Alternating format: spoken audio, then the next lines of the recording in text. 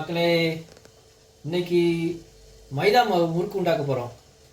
அதுக்கு முதல் வேலையாக மைதா மாவை ஒரு இட்லி சட்டியில் வேக வைக்கணும். கொஞ்சம் போல ஒரு துணி வச்சு இட்லி சட்டியில் வேக வைங்க, கொஞ்சம் லைட்டாக. மாவு நாங்கள் இப்போ 1.5 கிலோ மாவு எடுத்திருக்கோம். நீங்கள் உங்களுக்கு எவ்வளோ தேவைப்படுதோ அவ்வளோக்குள்ள மாவை எடுத்துட்டு 20 மினிட்டு ஆவியில் வேக வச்சு எடுத்து தட்டிடுங்க. தட்டிட்டு மிக்சியில் திரிச்சிடுங்க. மாவை சட்டியில் தட்டிட்டு நல்லா ஆற விட்டு மிக்சியில் போட்டு நல்லா பொடி பண்ணி சட்டியில் தட்டிடுங்க. தட்டிட்டு நல்லா பவுட்ரு மாதிரி ஆனோடனே உப்பு, டால்டா, ஜீரகம், எள்ளு, திரியோன் சோடாப்பு போட்டு நல்லா எல்லாம் மொத்தம் சேர்த்து இடியாப்ப பதத்துக்கு நல்லா பிணைஞ்சி கொஞ்சம் நேரம் வச்சுட்டு அதுக்கப்புறம் முறுக்கு புழிஞ்சி எடுத்துருங்க.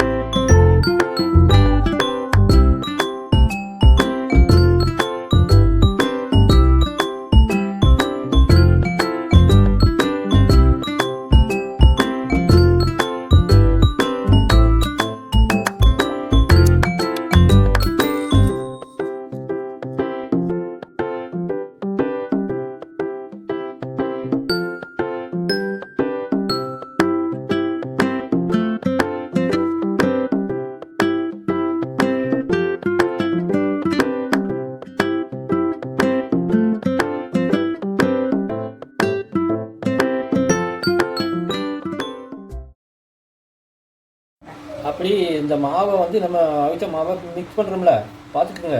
இந்த அளவுக்கு இந்த பக்குவத்துக்கு மாவை நல்லா பிணைஞ்சி வச்சுக்கோங்க.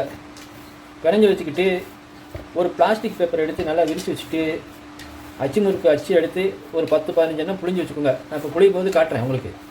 புளிஞ்சு வச்சுக்கிட்டு எண்ணெயை நல்லா சூடாக்கிட்டு அப்படியே ஒன்று ஒன்றா போட்டு எடுத்துட்டிங்கன்னா முறுக்கு ரெடி ஆயிரும். இந்த முறுக்கு வந்து இந்த ஸ்கூல் டைமில், மழை டைமில் உங்களுக்கு பிள்ளைகளுக்கு ஸ்கூலுக்கு போய்ட்டு வரும்போது ஈவினிங்கு ஒரு சின்ன காப்பி சாயை போட்டு கொடுத்து 2 முறுக்கு எடுத்து கொடுத்தீங்கன்னா அது பாட்டி சாப்பிட்டுட்டு இருக்குங்க.